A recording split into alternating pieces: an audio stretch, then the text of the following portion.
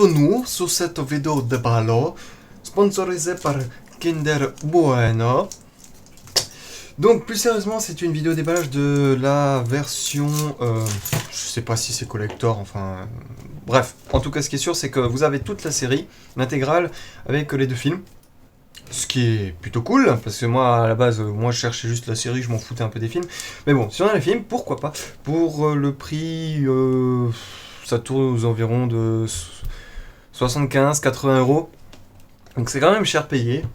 Mais on a l'intégralité de X-Files. Et étant donné que c'est une série incontournable, au même titre que, je sais pas moi, Le Prisonnier ou Live on Mars. Merde, je me souviens plus du coup de cette série. Qui est pas du tout connue, hein, enfin pas Le Prisonnier. Le Prisonnier, c'est une série culte qui est connue surtout des gars qui vivent dans les séries absolument dedans. Mais bon, elle a quand même été bien parodiée dans nombreux. Enfin, en tout cas, dans les Simpsons, c'est comme ça que j'ai découvert Le Prisonnier, c'est en regardant les Simpsons, et dedans il y avait. Alors, il me semble que dans toute la série, toutes confondues, il y a 2 références sur Le Prisonnier, mais elles sont tellement bien marquées que. Ben voilà, ensuite je me suis renseigné, et puis j'ai découvert une série absolument fantastique. Et je vous recommande aussi, alors attendez 2 secondes. Voilà, j'ai trouvé Life on Mars, oui, donc c'est bien ça. Il y a une version américaine qui a été remasterisée entre guillemets par Century Fox, et la version britannique originale que je vous recommande plus que la version américaine, parce que même si l'américaine est très bonne, honnêtement par rapport à ce qu'on peut trouver à droite à gauche, c'est déjà d'un bon niveau, mais la britannique a vraiment ce petit truc qui fait que ça a tout son intérêt. Bon bref, au lieu de bavarder, on va ouvrir ça en essayant de ne pas saccager la boîte. Sinon, ça serait du fail en direct. Là, j'ai pas encore créé de miniature, ni de logo, ni d'aspect esthétique pour ce type de vidéo, donc ça me ferait un peu chier. Allez hop, on va voir ça. J'ai l'impression d'être à Noël. Mais on y est presque. On y est presque, dans un mois et demi à peu près. Donc, alors, attendez, laissez-moi comprendre comment est-ce que j'ouvre ça sans le casser. Nickel, ouverture. D'accord, il me semble que ça va être à l'arrache. Parce que ici c'est relié. Enfin, il y a de la colle. Je crois qu'il faut ouvrir sur les 2 côtés. Vous voyez, ici. Ici on peut pas. Non. Il faudra tirer un petit peu. Voilà. Donc ça se présente avec une esthétique très genre boîte noire qu'on ouvre avec des secrets à l'intérieur, des complots maçonniques et en tout genre. Je vais sortir ça de cette belle boîte. Ah. Bon, ça commence déjà bien. Bon, bref, c'est du plastique donc c'est solide. Avec 2 trucs massifs. Alors il y a combien de DVD? Il me semble qu'il y en a. Il y en a 61. Ici. 61 DVD, donc ça fait un gros paquet. Et vous avez de quoi tenir au moins. Oh, je pense que vous avez au moins 6 mois de séries non-stop, parce que quand même 9 saisons, faut les parcourir, hein.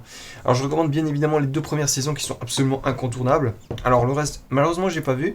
Je croyais avoir tout vu, mais je me suis dit, faut peut-être que je m'en renseigne avant d'ouvrir ma bouche, et je me suis rendu compte qu'il y a 9 saisons. Voilà, étant donné qu'ils ont passé que les 2 premières saisons sur Energy 12. Ce que j'aimais bien dans Energy 12, c'est qu'ils rediffusaient des trucs cultes, genre les Simpsons, il y avait X-Files, il y avait la porte des étoiles.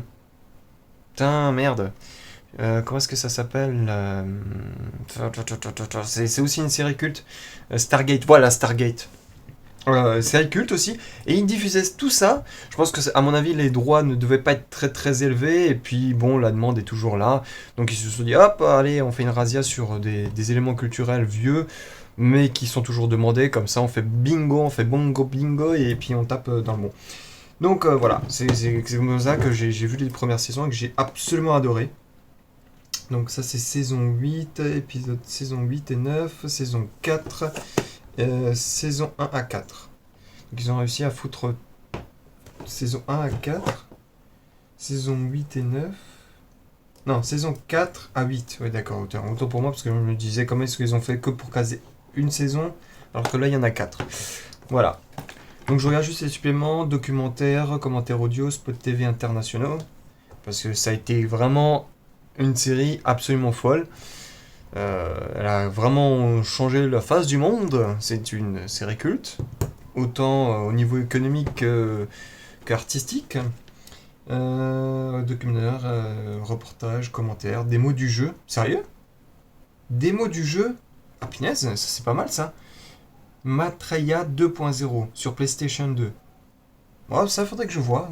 Si jamais je peux. Sur PlayStation 2. Merde. Par contre, je pense que si on n'a pas de PlayStation 2, on l'a dans l'os quoi. C'est dommage. Faudrait que je me renseigne parce que je savais pas qu'il y avait un jeu inspiré de X-Files. Bon, ça m'étonne pas parce que bon, avec X-Files, on peut faire à peu près tout et n'importe quoi. On peut faire des films, des goodies, tout ce qu'on veut parce que ça va. X-Files, ça part tellement dans tous les sens. Il y a un fil conducteur, mais en même temps, il n'y a pas de limite. C'est-à-dire que dès le départ, les scénaristes ne se sont pas imposés de limites. Ils ont juste dit, il faut juste trouver des histoires qui soient complètement folles, barrées, en même temps crédibles, intéressantes, passionnantes. Voilà, c'est le seul truc, je pense qu'ils se sont imposés. Ils se sont pas imposés de limites techniques, juste des limites de rédaction. Enfin voilà, j'explique très mal, mais vous avez à peu près compris. Donc nous avons des scènes coupées, documentaires, reportages, commentaires audio, spot TV. Voilà, donc je fais à peu près le tour, il n'y a rien d'exceptionnel. Le plus intéressant c'est d'aller voir la série. Donc malheureusement ça pour vous, faudra vous débourser X-Files, sauf si vous l'avez déjà. Et pour moi, je vais passer un bon moment. Et si jamais je peux avoir... je peux jouer à la démo sur le PC, si ça se trouve je vais vous faire une vidéo découverte, mais ça m'étonnerait parce que PlayStation 2, voilà quoi. À moins que je chope un émulateur. Mais bon, les émulateurs PlayStation 2, ça court pas les rues. Tout ce qui est avant PlayStation 2 compris, il y a des émulateurs, mais bon, plus la console est grosse physiquement, plus elle est difficile à émuler parce que l'émulation c'est toujours un défi technique, voilà, un gros enjeu. Donc pour le moment PlayStation 1, je sais qu'il y a des émulateurs qui sont plus ou moins corrects. PlayStation 2, je suis même pas sûr que ça existe encore. PlayStation 3, c'est sûr que ça n'existe pas. Pour le moment, déjà les gars, ils n'arrivent pas à faire un émulateur de Nintendo 3DS. Alors, PlayStation 3 n'y comptait même pas. Xbox en fait, et Xbox 360 non plus. Xbox One, il me semble qu'il y a déjà des émulateurs qui commencent à être potables. Mais voilà. J'ai rien d'autre à dire. Je suis parti un peu en live. Mais bon. Voilà, c'est comme tout le principe de la série, ça part d'un petit truc tout innocent, tout ch'ti et tout mignon, et puis après ça part dans tous les sens. Mais en même temps, c'est tellement fantastique parce on découvre des trucs, vu que c'est basé sur des faits divers et des faits se sont vraiment passés. Donc c'est tout intéressant, on apprend des choses, c'est un mélange vérité, mensonge, enfin bref. Voilà, un peu comme cette vidéo, ça part un peu en cacahuète, mais c'est quand même intéressant parce que tout ce que je vous ai dit, et tout ce que je vous ai cité, vous pouvez aller voir et je vous assure qu'il y a des choses très intéressantes à regarder et à observer dehors. J'ai rien d'autre à dire. Abonnez-vous, favoris, like et blablabla. Et moi je vous dis à plus.